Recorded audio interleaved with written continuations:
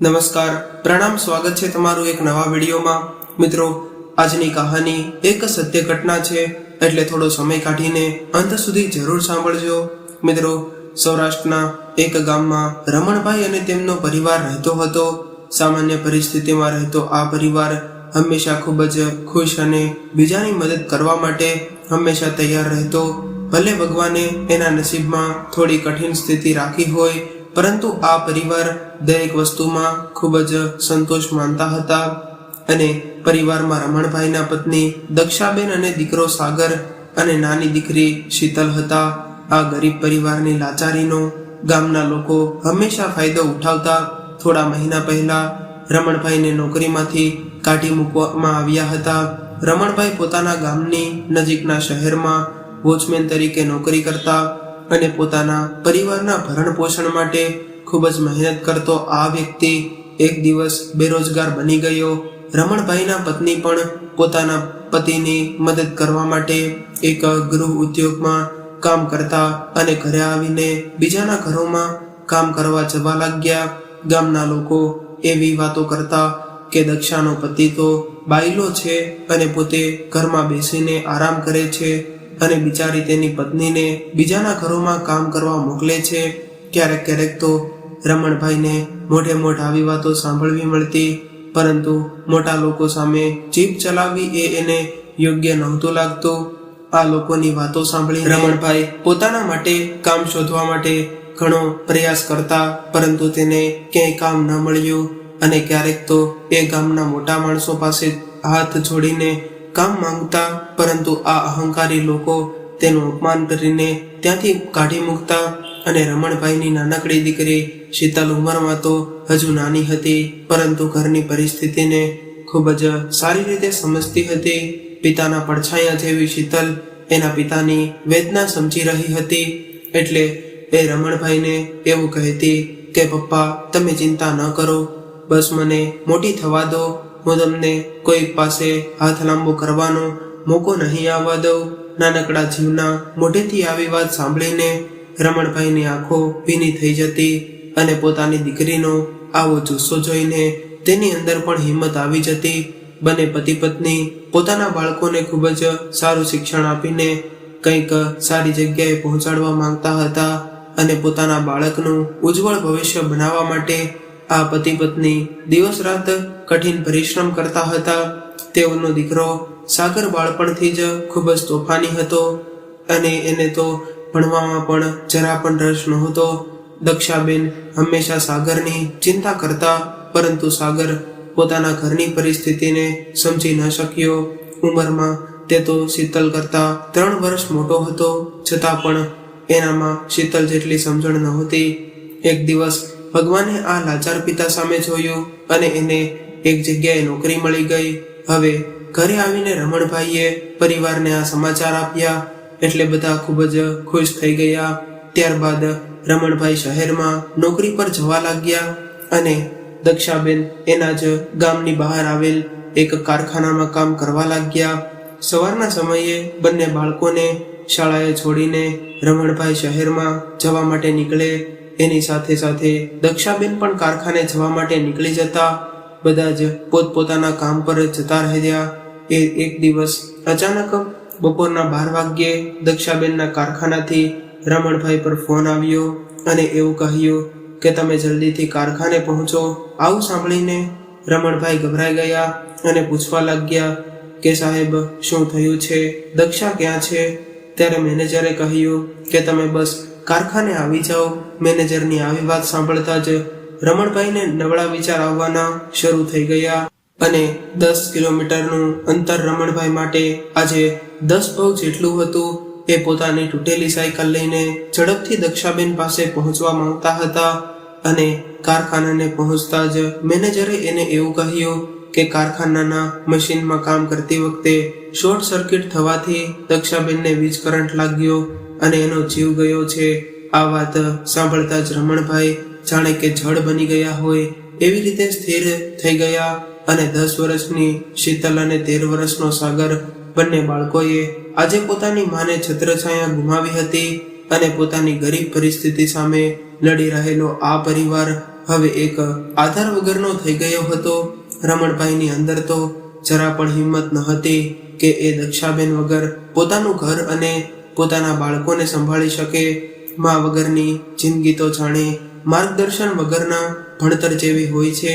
એક પિતા માટે પોતાના બાળકોને એની મા વગર ઉછેરીને મોટા કરવા એ ખૂબ જ અઘરું કામ હોય છે.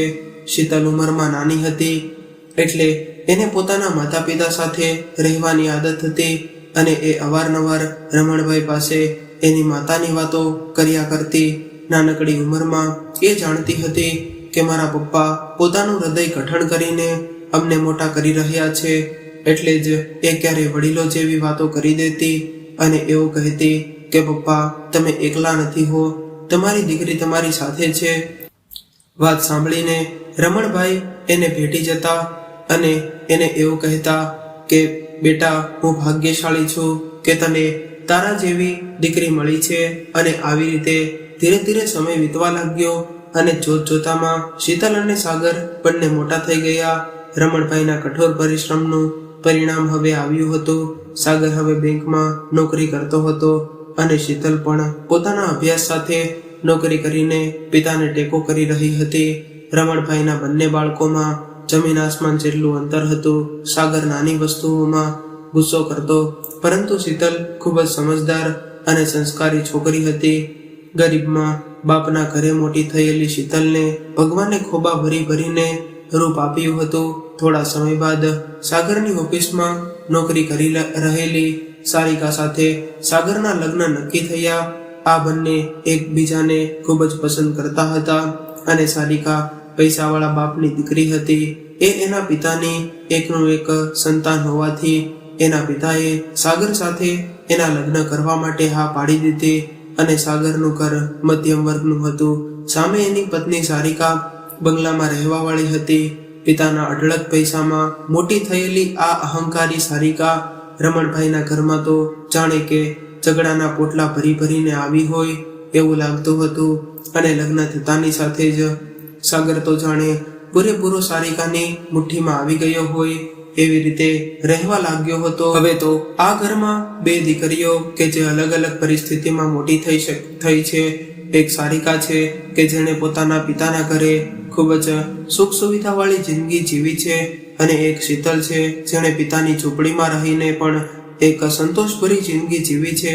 આજે આ અમીર ઘરની દીકરી અને ગરીબ ઘરની દીકરી વચ્ચે સંસ્કારોની કોઈ તુલના થઈ શકે તેમ નથી. સારિકા બોલવામાં ખૂબ જ તીખી હતી. એ રમણભાઈનો આદર તો ઠીક છે, પરંતુ એ સરખી રીતે જવાબ પણ આપતી નહોતી. શીતલ આ બધું જોઈને મનમાં ને મનમાં દુઃખી થતી, પરંતુ મોટા ભાઈના ડરને લીધે એ કંઈ બોલી ન હતી. હંમેશા મીઠો જવાબ આપતા રમણભાઈ ક્યારેય સારિકાને કંઈક પૂછી લે એ જ પળે સારિકા રમણભાઈનું મોઢું તોડી લેતી. એટલે રમણભાઈ નિરાશ થઈને પોતાનું કામ કરવા લાગતા.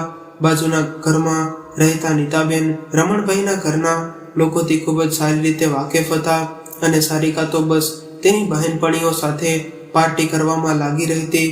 અને સાગર પણ ક્યારેય એને કંઈ કહી દે તો પણ તેના પપ્પાને ફોન કરીને સાગરને પણ ધમકાવી નાખતી. સાગર પૂરી રીતે સારિકાના દબાવમાં આવી ગયો હતો. શીતલ તો એના પપ્પાની લાડકી દીકરી હતી, સાથે સાથે પાડોશીના લોકોની પણ લાડકી હતી. નાના બાળકો સાથે નાની અને મોટા લોકો સાથે વડીલની જેમ રહેતી હતી, એટલે એ દરેક લોકોના આકર્ષણનું કેન્દ્ર બની જતી. નીતાબેનને સંતાનમાં કંઈ ન હતું, એટલા માટે એના પતિ રમેશભાઈ અને નીતાબેન શીતલને પોતાની દીકરી માની હતી.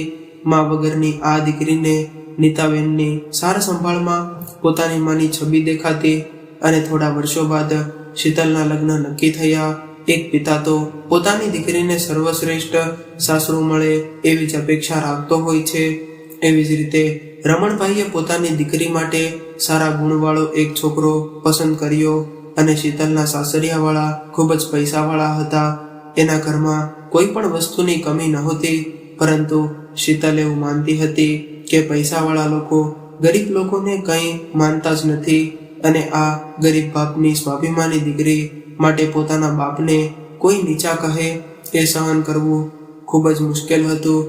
એટલે એણે આ લગ્નની ના પાડી દીધી પરંતુ રમણભાઈએ શીતલ માટે પસંદ કરેલો છોકરો ખૂબ જ સરળ હતો, એટલે 2 મુલાકાત પછી શીતલને પણ આ છોકરો પસંદ આવી ગયો અને લગ્નની તારીખ લેવાઈ ગઈ. શીતલને સારું સાસરું મળી ગયું છે.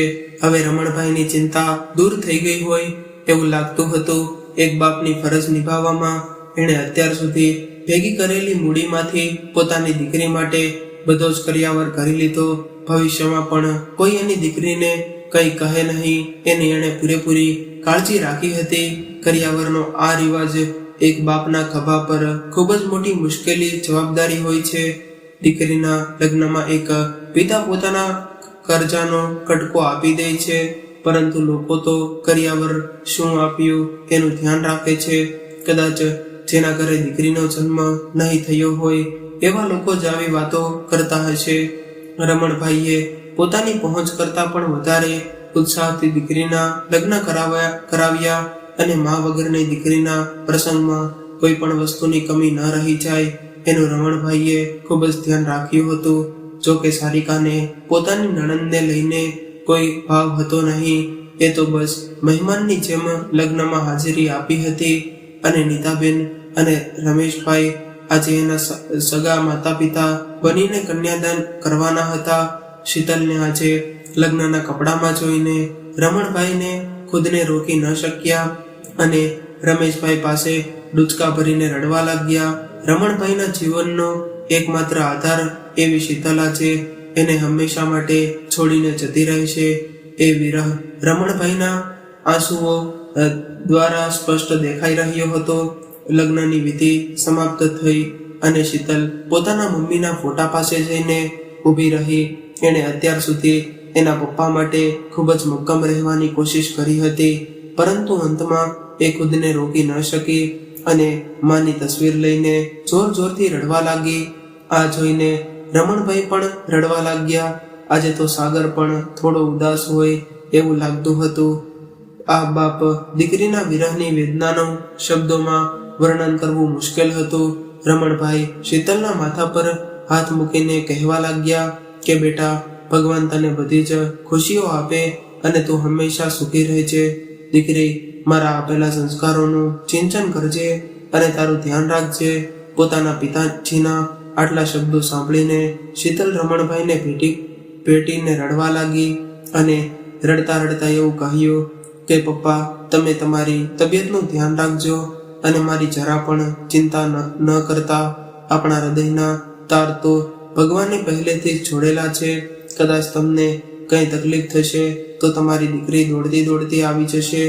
અને હવે દીકરીને વિદાય આપીને સૌ પોતપોતાના ઘરે જતા રહ્યા. આજે તો આ પહેલો દિવસ હતો કે રમણભાઈ શીતલ વગર ઘરમાં રહ્યા હતા. આજે એને ઘરના ખૂણે ખૂણે 2 વર્ષની શીતલના પગમાં પહેરેલી ઝાંઝરીનો અવાજ ગુંજતો હોય એવું લાગતું હતું. આજે શીતલ 22 વર્ષની થઈ ગઈ હતી, પરંતુ રમણભાઈ માટે તો એ હજુ પણ નાની બાળકી હતી. રમણભાઈને પોતાની દીકરી પર ગર્વ હતો કે શીતલ ભલે માતાની છત્રછાયા વગર મોટી થઈ છે, પરંતુ એ ખૂબ જ સમજદાર અને સંસ્કારી છે. મને વિશ્વાસ છે કે મારી દીકરી જે ઘરમાં જશે તે ઘરને તારી દેશે. એક તરફ શીતલની યાદમાં ઉદાસ થઈને બેસેલા રમણભાઈ હતા અને સામે નવવધુ બનીને નવા ઘરમાં પ્રવેશ કરતી શીતલ.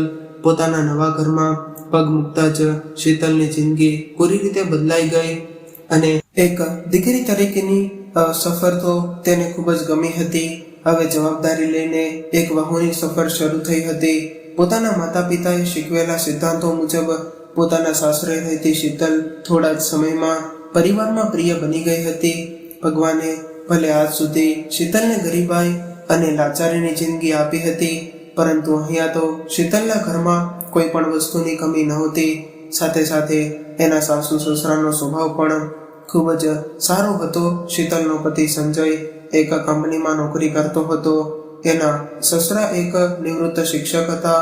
3 દિવસમાં એકાદ વાર શીતલ એના પિતાને ફોન કરીને તેની સંભાળ લેતી રહેતી અને પોતાના સાસરિયાની વાતો રમણભાઈને કહીને સંભળાવતી અને રમણભાઈ પણ પોતાની દીકરીનો અવાજ સાંભળીને હરખમાં આવી જતા. શીતલ સાથે તો ખૂબ જ ઉત્સાહથી વાતો કરતા, પરંતુ અંદરથી તો મૂંઝાયેલા હતા, કેમ કે એ પોતાના ઘરમાં ખૂબ જ હેરાન હતા. શીતલના ગયા બાદ આ ઘરમાં એ એકલા પડી ગયા હતા. એને દીકરાની કોઈ આશા તો હતી નહીં, અને વહુ તો એનાથી પણ વધે એમ હતી. દીકરીના ગયા બાદ રમણભાઈના પુત્ર અને પુત્રવધુએ રમણભાઈ સાથે દુર્વ્યવહાર કરવાનું શરૂ કરી દીધું, અને રમણભાઈને સમયસર ભોજન તો ઠીક છે, પરંતુ ઘરમાં રહેવું પણ અઘરું હતું. એમણે તો પહેલાથી જ સાચા બનીને ખોટા લોકોનું સહન કર્યું હતું, પરંતુ પોતાની દીકરીને ચિંતા ન થાય એટલા માટે એની સામે ખુશ થઈને હસતા રહેતા. રમણભાઈ પોતાના અવાજમાં સત્ય છુપાવીને શીતલને એવું કહેતા કે સારિકા ખૂબ જ મારું ધ્યાન રાખે છે. એ મને રોજ એવું કહે છે કે પપ્પા, હું અને સાગર તમને શીતલ કે બેનની કમી મહેસૂસ નહીં થવા દઈએ. આવી વાત સાંભળીને શીતલના હૃદયને ઠંડક મળતી. હવે એના મનમાં સતાવતી એના પિતાની ચિંતા ધીમે ધીમે દૂર થઈ ગઈ હતી. જેવી રીતે દિવસ પછી રાત આવે છે, એવી રીતે સુખ પછી દુઃખ આવે છે, એ પણ નક્કી છે. શીતલના જીવનમાં હજુ તો માંડ થોડી ખુશી આવી હતી, ત્યાં તો ભગવાને એના પર દુઃખનો પહાડ મૂકી દીધો, અને એના લગ્નને 6 મહિના થયા હતા. અને ઘરે આવતા સમયે કાર અકસ્માતમાં શીતલના પતિનું અવસાન થયું. આ ઘટનાને શીતલની જિંદગી પલટાવી નાખી. નાની ઉંમરમાં પોતાના પતિને ખોઈને એ વિધવા બની ગઈ. પતિના ગયા પછી તો એના સાસરિયામાં રહેવું એના માટે અઘરું થઈ ગયું હતું. એના પતિના અવસાનમાં શીતલનો કોઈ દોષ નહોતો, અને એના સાસુ સસરા શીતલને મનહૂસ કહીને પોતાના દીકરાના મૃત્યુ માટે જવાબદાર ગણતા હતા. હવે તો એના સાસુ સસરાનો વ્યવહાર પણ બદલાઈ ગયો હતો. એના સાસુ એને ન કહેવાના વેણ કહીને દુઃખી કરતા, અને નાની નાની વાતોમાં એના માતા પિતાને પણ અપશબ્દો કહીને અપમાન કરવા લાગ્યા. અને એક દિવસ ઘરના કામમાં શીતલ એટલી બધી વ્યસ્ત હતી કે આજે એના પિતાનો જન્મદિવસ હતો એ પણ એ ભૂલી ગઈ હતી. બપોરના સમયે કામમાંથી નવરી થઈ અને પિતાને જન્મદિવસની શુભેચ્છા આપવા માટે ફોન લગાવ્યો, અને શુભેચ્છા આપી શીતલ એના પિતા સાથે ફોનમાં વાત કરતી હતી. એ જ સમયે એના સાસુ એની સામે આવીને ઊભા રહ્યા અને એના હાથમાંથી ફોન આંચકી લીધો. ત્યારે શીતલ ગભરાતા અવાજે બોલી કે મમ્મી, મારા પપ્પાનો ફોન છે, મને 2 મિનિટ વાત કરી લેવા દો. ત્યારે શીતલના સાસુ ગુસ્સાભરી નજરે શીતલ સામે જોઈને કહેવા લાગ્યા કે તમને બાપ દીકરીને એકબીજા સાથે ફોનમાં વાત કરવા સિવાય બીજું કંઈ કામ છે કે નહીં? શીતલના સાસુની આટલી વાત સાંભળતા જ રમણભાઈના ચહેરા પરના ભાવ બદલાઈ ગયા હતા. એક પળ માટે તો એણે સમજ્યું નહીં કે પોતાની દીકરી સાથે એના સાસુ કેવી રીતે આવું વર્તન કરી રહ્યા છે. નાની ઉંમરમાં જ પતિને ખોઈને વિધવા થયેલી દીકરી પ્રત્યે એને ખૂબ જ લાગણી હતી, અને એના સાસુનો આવો વ્યવહાર રમણભાઈને ચિંતા કરાવી રહ્યો હતો. ત્યારે શીતલે એના સાસુ સામે હાથ જોડીને એના હાથમાંથી ફોન લીધો અને વાતને જોડતા એવું કહ્યું કે હા પપ્પા, મારે આજે તમને ફોન કરવામાં મોડું થઈ ગયું છે, એટલા માટે મારા સાસુ મને ખીજાઈ રહ્યા છે. સવારથી હું કામમાં એટલી વ્યસ્ત હતી કે તમારો જન્મદિવસ પણ ભૂલી ગઈ હતી, એટલે મારા સાસુ એવું કહે છે કે આમ તો તું તારા પપ્પા સાથે કેટલી બધી વાતો કરે છે, પણ આજે કેમ ભૂલી ગઈ? આ બાજુ રમણભાઈ સમજી ગયા હતા, પરંતુ દીકરીને ઓછું ન આવે, આછું ન આવે એટલા માટે એની આમાં હા કરીને કહેવા લાગ્યા કે કંઈ વાંધો નહીં બેટા, તું જલ્દીથી અમને મળવા આવજે, હું તારી રાહ જોઉં છું. આટલું કહીને બાપ દીકરીએ પોતાની વાત પૂરી કરી, અને શીતલના આંસુ તો એને રાતા પાણીએ રડાવતા હતા, અને રમણભાઈ પણ એની પુત્રવધૂથી પરેશાન હતા. બંને બાપ દીકરી એકબીજાનું દુઃખ એકબીજાથી છુપાવીને રાખતા હતા. એક દિવસ સવારે સારિકાએ પોતાની બધી સીમા ઓળંગી દીધી, અને સાગરને ખોટી વાતોમાં ચડાવીને રમણભાઈને ઘરમાંથી કાઢી મૂકવા માટે તૈયાર કરી દીધો. અને સારિકા હવે લાગી છે કે હું રોજ તમારા બાપના ઢસડતા કરવા માટે જ નવરી નથી. સવારે ઉઠતાની સાથે જ એને ચા પીવાની આદત છે, હું મારા કામમાં પડી હોઉં છું અને એ આખો દિવસ ઘરમાં પડ્યા રહે છે અને કારણ વગરના સલાહ આપતા રહે છે. મારા કામમાં મદદની વાત તો દૂર રહી, પરંતુ ખોટી શિખામણ આપીને મને પરેશાન કરતા રહે છે.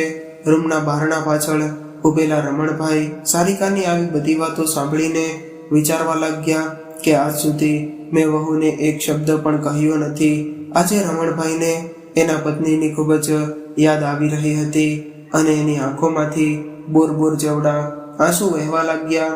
જેમ તેમ કરીને પોતાની જાતને સંભાળીને એ બહારના રૂમ તરફ આગળ વધ્યા અને રમણભાઈના પગ હવે પોતાના જ ઘરમાં એટલા ભારે થઈ ગયા હતા કે પુત્રવધૂના મોઢામાંથી નીકળેલા શબ્દો એના પગને ઘરની બહાર નીકળવા માટે મજબૂર કરવા લાગ્યા. પરંતુ પોતાના દીકરાને સમજવાનું લાંચતું ન લાગે એટલા માટે એના ઘરની ખુશી માટે એમણે પોતે જ નિર્ણય લઈ લીધો અને સારિકા પાસે જઈને એવું કહ્યું કે વહુ બેટા, તમારે મારી ચિંતા કરવાની કોઈ જરૂર નથી.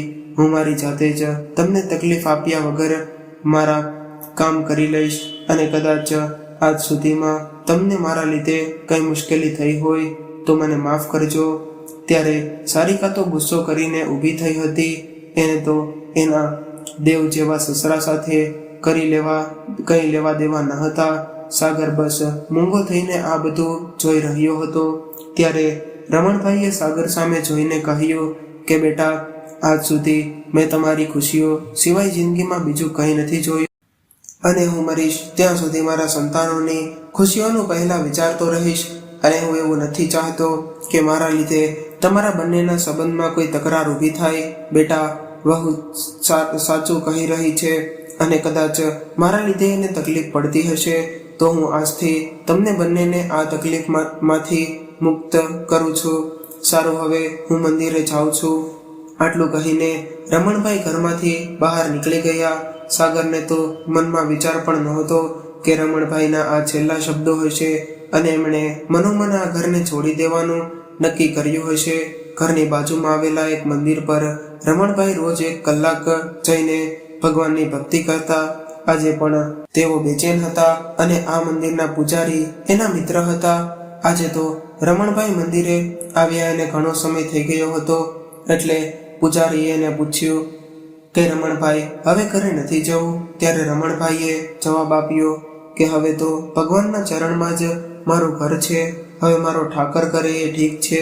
આટલું બોલતા જ રમણભાઈની આંખોમાં આંસુ આવી ગયા. આવું કહીને પૂજારી કદાચ સમજી ગયો હતા કે રમણભાઈનું શું કહેવા માંગે છે. પૂજારીએ 2 હાથ જોડીને રમણભાઈને આશ્વાસન આપીને એવું કહ્યું કે રમણભાઈ, તમે ચિંતા ન કરો અને અહીંયા જ રોકાઈ જાઓ. ભગવાન બધું જ ઠીક કરી દેશે. આટલું કહીને પૂજારી ચાલતા થયા. મંદિરના બાકડા પર બેસેલા રમણભાઈ મનમાં ને મનમાં ખૂબ જ ઉદાસ થઈ ગયા હતા. જે પિતાએ પોતાના જીવનમાં ભૂખ્યા રહીને પોતાના સંતાનોને ખવડાવ્યું હતું, આજે એ જ બાપ પોતાના સંતાનોના લીધે ભૂખ્યો તરસ્યો મંદિરના ઓટલે બેઠો હતો.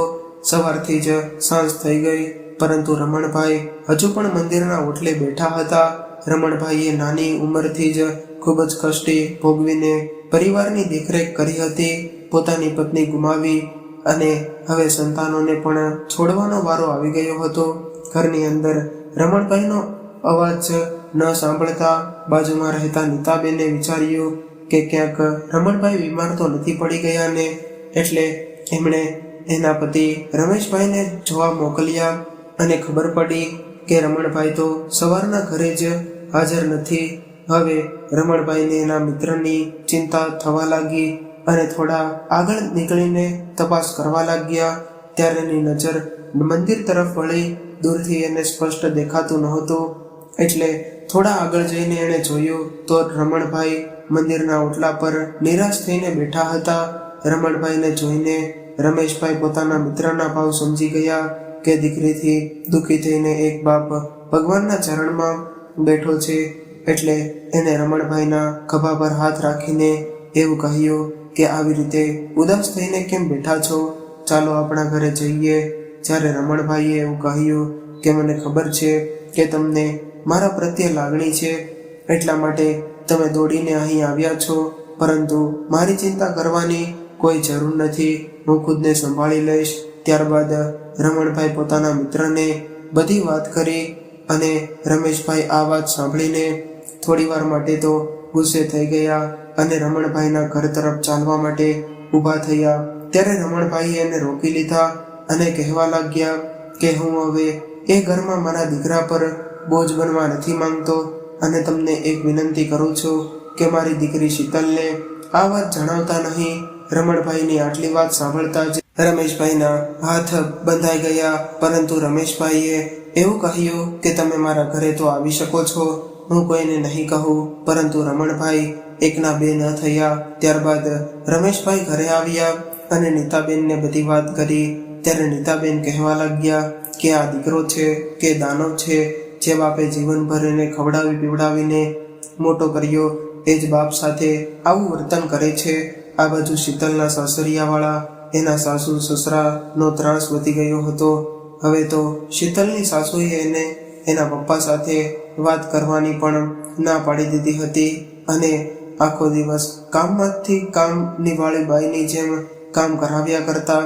સાસુના આ વાતથી હારી ગયેલી શીતલ એના પિતાને યાદ કરીને રડવા લાગતી. પિતા સાથે વાત ન કરી એને ઘણા દિવસો થઈ ગયા હતા.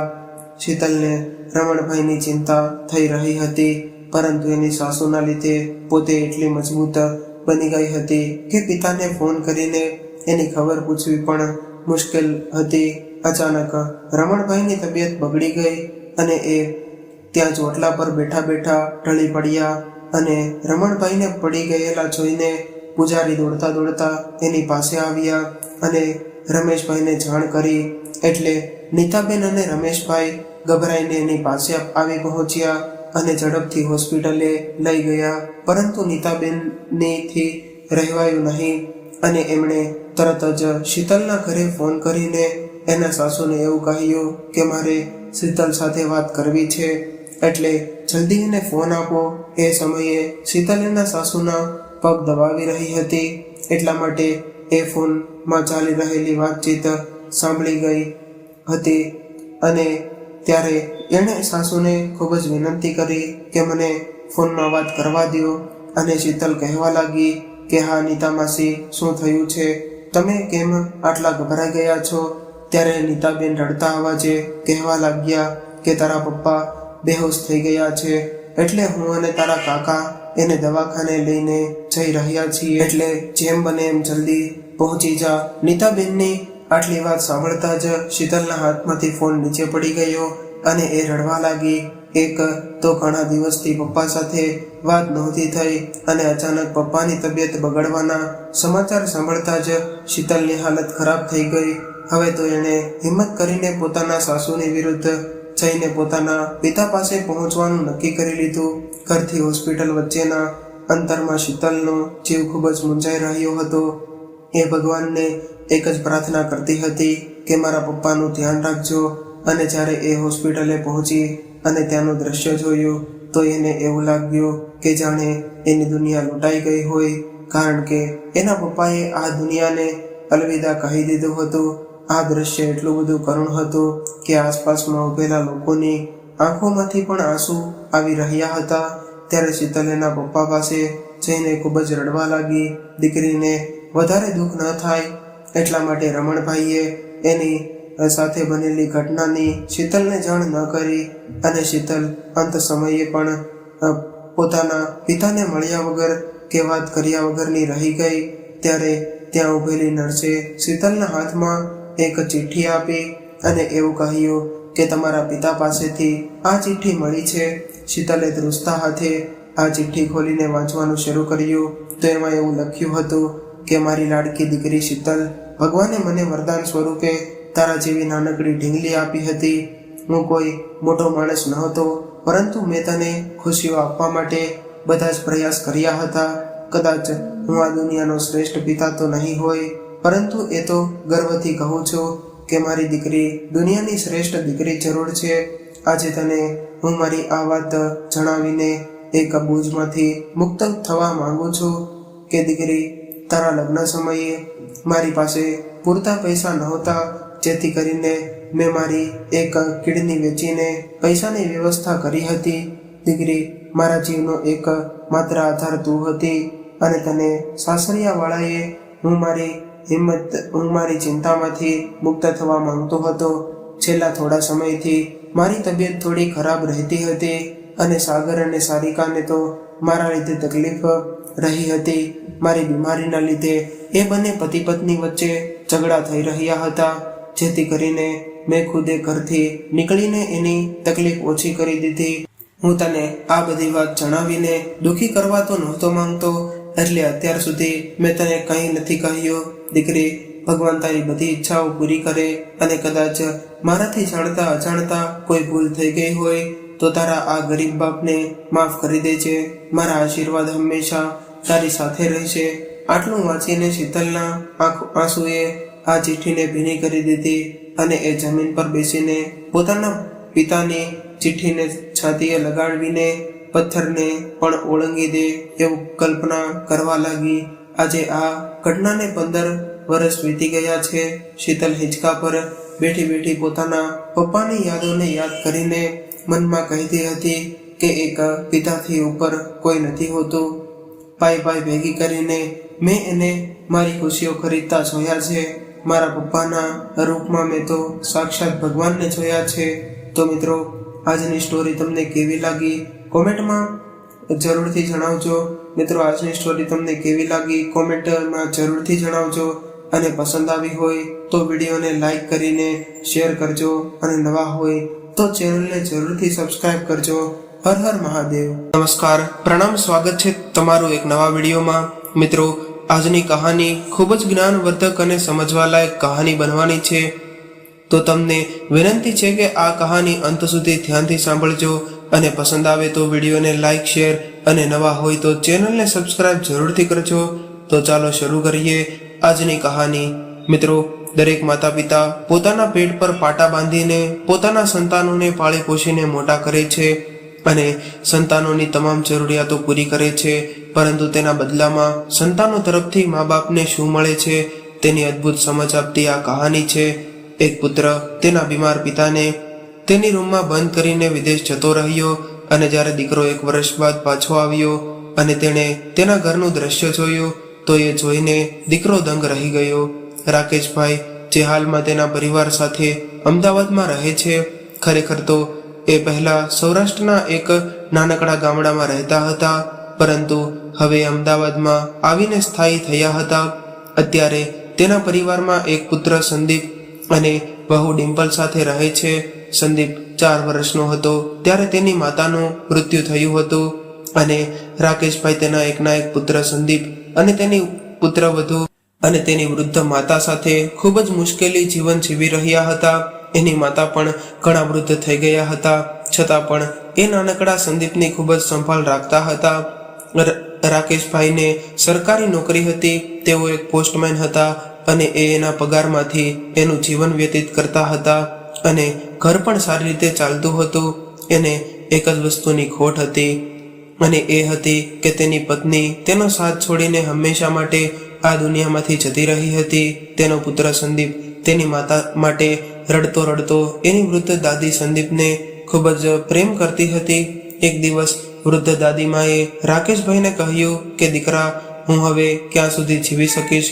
આ બાળકને તેની માની ખૂબ જ જરૂર છે, એટલે તું બીજા વિવાહ કરી લે. પરંતુ રાકેશભાઈ દર વખતે એની માતાની આ વાત ટાળી દેતા અને કહેતા રહેતા કે માં, તમે નકામી ચિંતા કરો છો. સંદીપનું ધ્યાન રાખવા માટે તમે તો છો ને, તમે ક્યાં જવાના છો? આમ તો રાકેશભાઈ તેની વૃદ્ધ માતાના સાથને કારણે એને ક્યારેય કોઈ પણ ચીજની કમી નહોતી લાગતી, પરંતુ ભગવાનને કંઈક બીજું જ મંજૂર હતું. એક દિવસ તેની માતાને હાર્ટ એટેક આવ્યો અને તેનું અવસાન થઈ ગયું. હવે રાકેશભાઈ અને તેનો પુત્ર સંદીપ એકલા રહી ગયા. હવે તેઓ એકલા રહેતા હતા. આમ તો રાકેશભાઈને બીજા 2 ભાઈઓ પણ હતા, પરંતુ એ ભાઈઓ તેમની પત્નીઓ સાથે અલગ અલગ રહેતા હતા.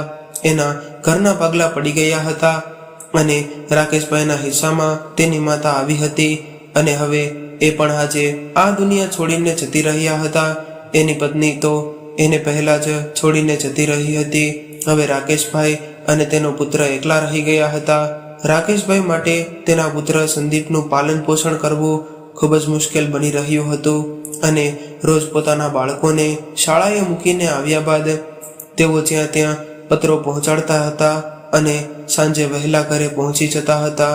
ત્યારબાદ બાળક સાથે સમય વિતાવતા હતા અને ઈશ્વરની કૃપાથી એના પાડોશીઓ પણ દયાળુ સ્વભાવના હતા અને જ્યારે રાકેશભાઈ એના ઘરમાં ન હોય ત્યારે પાડોશીઓ એના દીકરાનું ખૂબ જ સારી રીતે ધ્યાન રાખતા હતા અને એને ખાવાનું પણ આપે. હવે આવી રીતે ધીરે ધીરે સમય પસાર થવા લાગ્યો, પરંતુ સમયની સાથે સાથે મુશ્કેલીઓ પણ વધતી ગઈ. એક દિવસ એના ભાઈ અને ભાભી એને બીજા વિવાહ કરવા માટે સૂચન કર્યું, પરંતુ બીજા વિવાહ કરવા માટે રાકેશભાઈ હંમેશા ના પાડી રહ્યા હતા. પણ આજે આ વાત એને યોગ્ય લાગી હતી. એમણે વિચાર્યું કે હું ક્યાં સુધી સંદીપને આમ એકલો મૂકીને કામ પર જતો રહીશ. અત્યારે એની દેખભાળ કરવા માટે એને માની ખૂબ જ જરૂર છે. આવું વિચારીને રાકેશભાઈએ તેના ભાઈને કોઈ સારી છોકરી શોધવાનું કહ્યું અને એના ભાઈએ પણ એની સલાહ મુજબ એક છોકરી શોધી લીધી અને કહ્યું કે રાકેશ, કાલે તારે મારી સાથે છોકરી જોવા આવવાનું છે અને તને પસંદ આવે તો તારે તારા વિવાહનું નક્કી કરી નાખજે. બીજા દિવસે રાકેશભાઈ છોકરી જોવા જવાના હતા. એ જ દિવસે એમણે અખબારમાં એક ઘટના વાંચી. એમાં લખ્યું હતું કે એક વ્યક્તિની પત્નીનું અવસાન થયું હતું. ત્યારબાદ એ વ્યક્તિએ બીજા વિવાહ કર્યા, પરંતુ બીજા વિવાહ કર્યા બાદ શરૂઆતમાં તેની પત્ની તેની સાથે સારી રીતે રહેતી હતી અને બાળકોને પણ પ્રેમ આપતી હતી, પરંતુ આ બધું દેખાડો હતો. ધીમે ધીમે એની બીજી પત્નીનો અસલી રંગ બહાર આવવા લાગ્યો. હવે એ એના પતિની ગેરહાજરીમાં એના બાળકોને ત્રાસ આપવા લાગી અને ધીરે ધીરે આ બીજી પત્નીએ બાળકોને મારીને 2 બાળકોને મારી નાખ્યા અને ત્રીજો બાળક જે સૌથી મોટો હતો એના ઉપર એણે અન્ય 2 બાળકોની હત્યા કરવાનો આરોપ મૂકી દીધો અને એ ડરેલા બાળકે એની માતાના ડરના કારણે ગુનો ન કર્યો હોવા છતાં પણ એવું સ્વીકારી લીધું કે આ હત્યાઓ મેં જ કરી છે અને ત્યારબાદ એને સજા મળી ગઈ અને આ સમયે એ બાળ સુધારા ગૃહમાં રહે છે. આ સમાચાર વાંચીને રાકેશભાઈના રૂવાડા ઊભા થઈ ગયા અને તેમણે તરત જ બીજા વિવાહ કરવાની ના પાડી દીધી, કારણ કે તેઓ અંદરથી ખૂબ જ ડરી ગયા હતા, કેમ કે એમણે એક એવી પત્નીને ખોઈ દીધી હતી કે જે એને એના જીવ કરતાં પણ વધારે પ્રેમ કરતી હતી. પરંતુ હવે એના પુત્રને તેઓ ગુમાવવા નહોતા માંગતા, એટલે એનું હૃદય એક પ્રેમભરી માતાની જેમ પીગળવા લાગ્યું. ત્યારબાદ એમણે કોઈ પણ સાથે બીજા વિવાહ ન કરવાનો નિર્ણય લીધો. હવે તેની નોકરી અમદાવાદમાં બીજા એરિયામાં ટ્રાન્સફર થઈ ગઈ હતી. એમણે એનું જૂનું મકાન વેચીને નવા એરિયામાં રહેવા જતા રહ્યા. ધીરે ધીરે એનો પુત્ર પણ મોટો થવા લાગ્યો અને સંદીપ મોટો થઈ ગયો ત્યારે ભણી ગણીને એ પણ નોકરી કરવા લાગ્યો અને એની જ ઓફિસમાં એની સાથે કામ કરતી મીના નામની છોકરી સાથે એને પ્રેમ થઈ ગયો. ત્યારબાદ સંદીપે તેના પિતાને આ વાત કરી. તેના પિતા પણ આ વાત માટે રાજી થઈ ગયા અને તેના સંતાનને દુનિયાની બધી ખુશીઓ મળે અને એ હંમેશા ખુશ રહે એવું વિચારીને રાકેશભાઈએ એના દીકરાના વિવાહ આ છોકરી સાથે કરાવી દીધા અને હવે તેની વહુ મીના તેના ઘરે આવી ગઈ હતી. ખરેખર તો મીના આધુનિક સમયની છોકરી હતી, એટલે એ થોડી નારાજ રહેતી હતી અને દરેક બાબતમાં ફરિયાદ કરતી રહેતી, પરંતુ એ સંદીપની ખૂબ જ વહાલી હતી અને સંદીપ એને ખૂબ જ પ્રેમ કરતો હતો. ધીરે ધીરે સમય વીતવા લાગ્યો. હવે રાકેશભાઈને પણ કોઈ વાંધો ન હતો. તેઓ એવું વિચારતા હતા કે આ તો દીકરી કહેવાય, કંઈ વાંધો નહીં, જ્યાં સુધી મારા હાથ પગ ચાલે છે ત્યાં સુધી હું મારું કામ જાતે કરી લઈશ. વહુની પણ પોતાની જિંદગી છે અને એ ઈચ્છે તેમ કરી શકે છે. એમણે એવું વિચારીને બધું જ છોડી દીધું હતું કે મારો પરિવાર ખૂબ જ સુખી જીવન જીવી શકે. ઘરમાં કોઈ પણ પ્રકારનો કલેશ નહોતો, પરંતુ એક દિવસ ઘરની ખુશીઓને કોકની ખરાબ નજર લાગી ગઈ અને એક એવો બનાવ બન્યો કે જેનાથી રાકેશભાઈનું જીવન બદલાઈ ગયું. એ દિવસે મીના બાથરૂમમાં કપડાં ધોતી હતી અને એ નીચે જમીન પરથી સાબુ લેવાનું ભૂલી ગઈ અને આખા બાથરૂમમાં પાણી ભરાઈ જવાને કારણે અને સાબુને લીધે બાથરૂમના ફ્લોર પર ચીકાશ ફેલાઈ ગઈ હતી. ત્યારે રાકેશભાઈ નહાવા માટે બાથરૂમમાં ગયા અને બાથરૂમમાં ચિકાસને લીધે તેઓ લપસીને નીચે પડી ગયા. નીચે પડતા જ તેઓ બેહોશ થઈ ગયા અને જ્યારે સંદીપ અને મીનાને આ વાતની જાણ થઈ ત્યારે તેઓએ એને ઉપાડીને હોસ્પિટલમાં દાખલ કર્યા. અને ત્રીજા દિવસે જ્યારે રાકેશભાઈ હોશમાં આવ્યા ત્યારે તેને ખબર પડી કે તેનું અડધું શરીર લકવો મારી ગયું હતું, જેને કારણે તેઓ બોલી પણ નહોતા શકતા અને હાથ પગ ઉપાડવામાં પણ અસમર્થ હતા. આ જોઈને એની આંખોમાંથી આંસુ વહેવા લાગ્યા. ત્યારે જ સંદીપ તેના પિતાને આશ્વાસન આપીને કહેવા લાગ્યો કે પિતાજી, તમે રડો નહીં, અમે છીએ ને તમારી સાથે, અમે તમારી સેવા કરીશું. પરંતુ કહેવાય છે ને કે કોઈ પણ વ્યક્તિ બીમાર પડે ત્યારબાદ એની સેવા કરવાવાળા વ્યક્તિઓ 2-5 દિવસ એની સેવા કરે છે અને ત્યારબાદ આવી સેવાથી થાકવા લાગે છે અને એનાથી નફરત કરવા લાગે છે. એવા લોકો તો ભાગ્યે જ જોવા મળે છે જેઓ તેના અંતિમ શ્વાસ સુધી તેની નિસ્વાર્થ સેવા કરતા હોય. રાકેશભાઈના દીકરાએ વાયદો તો કરી નાખ્યો, પરંતુ હવે એ નિભાવશે કે નહીં એ જોવાનું રહ્યું હતું. ધીમે ધીમે થોડા દિવસો વીતી ગયા અને રાકેશભાઈને હોસ્પિટલમાંથી રજા આપવામાં આવી અને તેના ઘરે લાવવામાં આવ્યા. હવે ધીમે ધીમે 2-4 દિવસ પસાર થયા બાદ એની વહુ અને પુત્ર સાથે મળીને પિતાજીની સેવા કરવા લાગ્યા. પરંતુ ધીમે ધીમે એની વહુના દિલમાં એની સેવા કરવામાં કંટાળો આવવા લાગ્યો. એ પિતાજીની આવી સેવાથી કંટાળી ગઈ હતી. હવે એને આવી હાલતમાં જોઈને એને ઉબકા આવવા લાગ્યા હતા, એટલે એની સેવા કરવાથી દૂર ભાગવા લાગી અને ધીમે ધીમે મીનાએ એની સસરાની સેવા કરવાનું બંધ કરી દીધું અને પિતાજીની સેવાની બધી જવાબદારી એના નોકરને સોંપી દીધી.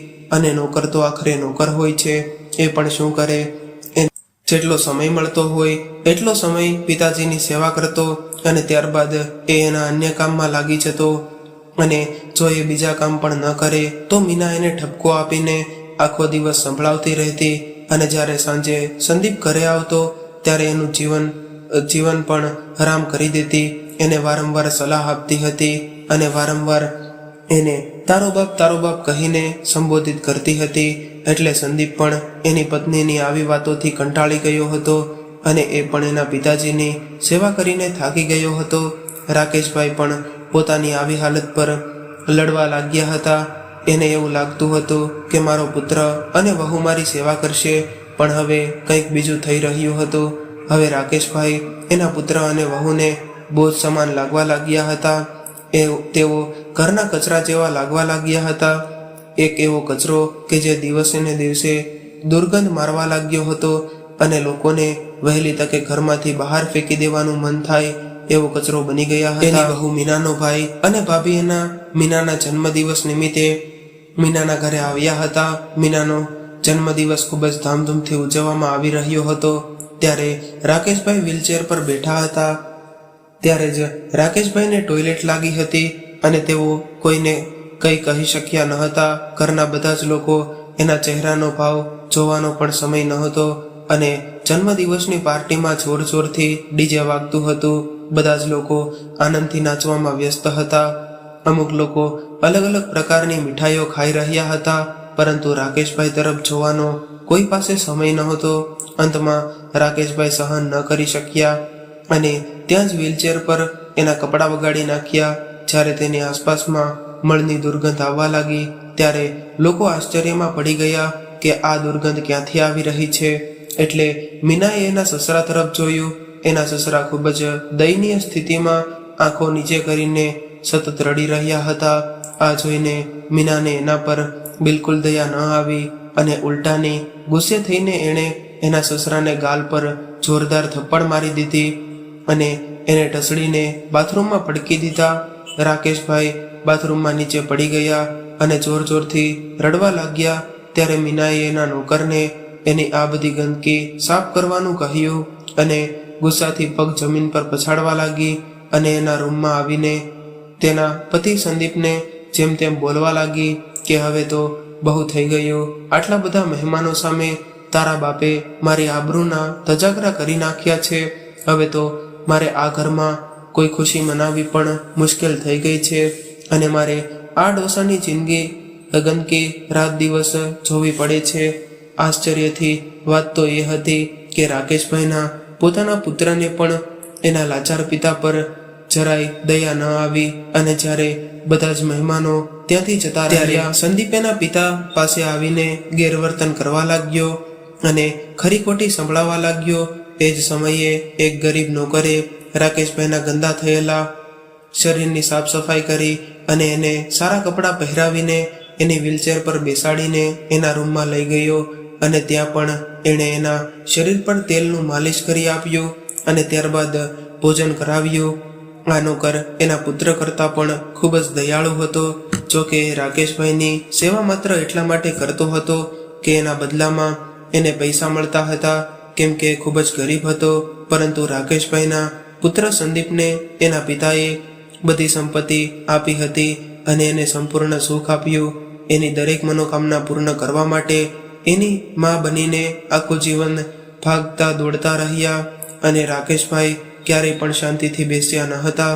રાકેશભાઈએ પોતાનું આખું જીવન એના પુત્ર માટે સમર્પિત કરી દીધું હતું. આજે એ જ દીકરાએ એના પિતાને એક બોજ સમાન લાગી રહ્યા હતા અને આ દીકરા કરતાં તો એનો નોકર સારો હતો. ભલે ને એ થોડા પૈસા માટે સેવા કરતો હતો, પરંતુ એ દિલથી એની સેવા કરતો હતો. આવી રીતે આખી રાત નીકળી ગઈ અને સવાર પડી. આજે સવારે જ વાતાવરણ સારું નહોતું લાગતું. એની વહુ મીનાએ એવું ગંભીર વાતાવરણ સર્જી દીધું હતું કે જાણે ઘરમાં કોઈનું મૃત્યુ થયું હોય. અને આવી જ રીતે 4-5 દિવસ પસાર થઈ ગયા અને ત્યારે જ સંદીપને વિદેશથી એક લેટર આવ્યો અને એને વિદેશમાં એક સારી કંપનીમાં નોકરી મળી ગઈ હતી. આ નોકરી માટે સંદીપે પહેલાં જ એપ્લાય કર્યું હતું. હવે સંદીપને વિદેશમાં નોકરી મળવાથી એની ખુશીનો કોઈ પાર ન રહ્યો અને એની પત્ની મીના પણ આ વાત સાંભળીને ખૂબ જ ખુશ થઈ ગઈ અને તે મનમાં ને મનમાં વિચારવા લાગી કે ચાલો કોઈ પણ રીતે હવે આ ડોસાથી છુટકારો મળશે. હવે સંદીપ અને તેની પત્ની વિદેશ જવાની તૈયારીઓ કરવા લાગ્યા અને 10 દિવસમાં એના વિઝા પણ બની ગયા અને સંદીપ એની પત્નીએ બધો જ સામાન ભેગો કરીને પોતાના રૂમમાં રાખી દીધો અને પોતાના રૂમને તેમજ બીજા અગત્યના રૂમને તાળો મારી દીધો અને ત્યારબાદ પોતાના પિતાજીને પણ એક રૂમમાં બેસાડી અને એ રૂમને પણ બહારથી તાળું મારી દીધું અને એના પિતાના રૂમની ચાવી એના નોકરને આપીને કહ્યું કે તું મારા પિતાજીનું ધ્યાન રાખજે અને એને સમયસર ખવડાવતો રહેજે. એને જે કંઈ પણ ખર્ચો થશે એ હું તારા ખાતામાં મોકલાવતો રહીશ અને એ પૈસાથી તું મારા પિતાજી માટે દવા લાવજે અને મારા પિતાજીની સાર સંભાળ રાખજે. સંદીપ એના પિતાની બધી જ જવાબદારી એના નોકરને આપી અને એની પત્ની સાથે ખુશીથી એનો સામાન લઈને એરપોર્ટ તરફ જવા રવાના થઈ ગયો અને હવે એના ઘરમાં માત્ર નોકર અને રમેશભાઈ રહી ગયા હતા. રાકેશભાઈ રહી ગયા હતા. એનો નોકર એક સારા સેવકની જેમ એના માલિકની સેવા કરવા લાગ્યો અને નોકર રાકેશભાઈની સેવામાં કોઈ કમી રાખવા નહોતો માંગતો. એ દિલથી રાકેશભાઈની સંભાળ રાખતો હતો. રાકેશભાઈ પણ એના નોકરની આવી સેવા જોઈને ખૂબ જ ખુશ હતા. એક દિવસ સવારે રાકેશભાઈને દવા આપવાનો સમય થઈ ગયો હતો અને રાકેશભાઈને દવા ભોજન કર્યા બાદ આપવાની હતી. એટલે રાકેશભાઈ ને નોકરે રસોડામાં જોયું તો લોટ સમાપ્ત થઈ ગયો હતો અને રોટલી બનાવવા માટે એના રસોડામાં બિલકુલ લોટ નહોતો. એટલે નોકરે વિચાર્યું કે કંઈ વાંધો નહીં, હું હમણાં બજારમાં જઈને લોટ ખરીદીને આવું છું આજે અને રાકેશભાઈ માટે રોટલી બનાવીને તેને ખવડાવી દઉં. આવું વિચારીને નોકર રાકેશભાઈને એના રૂમમાં બેસાડીને બહારથી તાળો મારીને બજારમાં ગયો અને બજારમાં જઈને લોટ અને સાથે બીજી અમુક જરૂરી ચીજ વસ્તુઓ ખરીદી અને હવે જ્યારે એ બધી વસ્તુઓ લઈને પાછો આવતો હતો ત્યારે અચાનક એક કાળમુખા ટ્રકના ડ્રાઈવરે ટ્રક ઉપરથી કાબુ ગુમાવ્યો અને નોકરને ટક્કર દીધી. ટ્રકની ટક્કર વાગવાથી નોકર ફોંગળાઈને દૂર ફેંકાઈ ગયો અને દૂર ફોંગળાવાથી એના માથામાંથી ગંભીર ઈજા થઈ ગઈ હતી. ત્યારે જ ત્યાં ઊભેલા અમુક સ્થાનિક લોકોએ એને તાત્કાલિક હોસ્પિટલમાં દાખલ કરાવ્યો. ત્યારબાદ ડૉક્ટરે કહ્યું કે આ વ્યક્તિને માથાના ભાગે વધારે ઈજા થવાને કારણે એનું અવસાન થયું છે. આજે રાકેશભાઈનો એકમાત્ર સહારો હતો. એ પણ એને આવી રીતે છોડીને હંમેશા માટે આ દુનિયા છોડીને જતો રહ્યો હતો. આ બાજુ એ નોકર રાકેશભાઈને એના રૂમમાં બંધ કરીને બહારથી તાળું લગાવી દીધું હતું અને એણે એવું વિચાર્યું હતું કે જો એ બહારથી તાળું નહીં મારે તો એના રૂમમાં ઘણો સામાન અને થોડા પૈસા પડ્યા હતા, એ ચોરી થઈ જશે. એટલે એ નોકરે રાકેશભાઈને એના રૂમમાં બેસાડીને રૂમને બહારથી તાળું મારીને રૂમની ચાવી એની સાથે લઈ ગયો હતો. અને હવે તો એ નોકર પણ જતો રહ્યો હતો અને આ બાજુ બિચારા રાકેશભાઈ ભૂખ્યા માર્યા એની રૂમમાં તડપવા લાગ્યા હતા. એમણે બોલવાનો પણ પ્રયત્ન કર્યો હતો, પરંતુ લખવાને લીધે એ બોલવામાં અસમર્થ હતા. ત્યારબાદ એણે દરવાજો ખખડાવવાનો પ્રયાસ કર્યો, પરંતુ એના હાથમાં કામ નહોતા કરી રહ્યા. ત્યારબાદ એણે ઘરમાં પડેલા સામાનને પછાડીને અવાજ કરવાની કોશિશ કરી, પરંતુ તેવો અવાજ બહાર નહોતો જઈ રહ્યો જે એનાથી કોઈ એનો અવાજ સાંભળી શકે. આવું કરતાં કરતાં 10 દિવસ વીતી ગયા અને 11મા દિવસે ખાધા પીધા વગર જ ભૂખ અને તરફથી પીડાઈને બિચારા રાકેશભાઈ આ દુનિયા છોડીને જતા રહ્યા અને કોઈને ખબર પણ ન પડી કે એનું આટલું બધું દુઃખદદાયક મૃત્યુ થયું છે. રાકેશભાઈ ગુજરી ગયા. એને 1 વર્ષ વીતી ગયું હતું અને 1 વર્ષથી એક લાશ આ રૂમમાં બંધ પડી હતી. આજુબાજુના લોકો પણ એના ઘરે આવતા નહોતા અને એના કોઈ સંબંધી પણ નહોતા કે જેની કોઈ ખબર લેવા આવે. અને આ બાજુ સંદીપ એના ઘરે એના નોકરને થોડા દિવસોથી ફોન કરતો હતો, પરંતુ એના નોકરનો ફોન સ્વિચ ઓફ આવતો હતો. એટલે સંદીપને કંઈક અજુગતું બન્યું હશે એવો વિચાર આવ્યો અને એ પોતાના દેશમાં પાછો આવ્યો. અને જ્યારે એ ઘરે આવ્યો તો એને કંઈક અજુગતું લાગ્યું. એનું ઘર ખૂબ જ નિર્જીવ અને ધૂળથી ઢંકાયેલું હતું અને એના નોકરનો કોઈ અતોપતો ન હતો. એટલે સૌ પ્રથમ એ એના પિતાના રૂમ તરફ ગયો અને ત્યાં જોયું કે એના પિતા તો રૂમની બંધ હતા અને એના પર તાળું લગાવેલું હતું અને ઘરની અંદરથી ખૂબ જ દુર્ગંધ આવી રહી હતી. આ દુર્ગંધ જોઈને એને કંઈ સમજાયું નહીં. એટલે એણે હાથમાં એક મોટો પથ્થર લઈને રૂમનું તાળું તોડી નાખ્યું અને રૂમની અંદર ગયો. અંદર જઈને જોયું તો એના હાથમાંથી બધી જ વસ્તુઓ જમીન પર પડી ગઈ અને એ પોતે પણ જમીન પર પડીને જોર જોરથી રડવા લાગ્યો, કેમ કે એની સામે રાકેશભાઈનું મૃત શરીર જે સંપૂર્ણ રીતે હાડપિંજરમાં પરિવર્તિત થઈને વ્હીલચેર પર પડ્યું હતું. આ જોઈને સંદીપને ખૂબ જ પસ્તાવો થયો, પરંતુ હવે પસ્તાવો કરવાથી શું થવાનું હતું? જે થવાનું હતું એ તો થઈ ગયું હતું. હવે તો સંદીપ રડતા રડતા કહેવા લાગ્યો કે પિતાજી, મારાથી આ કેવી ભૂલ થઈ ગઈ છે. મેં ખૂબ જ મોટો ગુનો કર્યો છે. હું તમારો ગુનેગાર છું. મારે તમને આવી રીતે એકલા છોડીને ન જવું જોઈએ. અરે, આવી નોકરીનો શું ફાયદો કે જેણે મારા પિતાજીનું જીવન લઈ લીધું. ધિક્કાર છે મારી આ નોકરીને. હું એક પુત્ર થઈને મારા પિતાની વૃદ્ધાવસ્થામાં સેવા પણ ન કરી શક્યો. મિત્રો, હવે આવા પસ્તાવાનો શું મતલબ છે?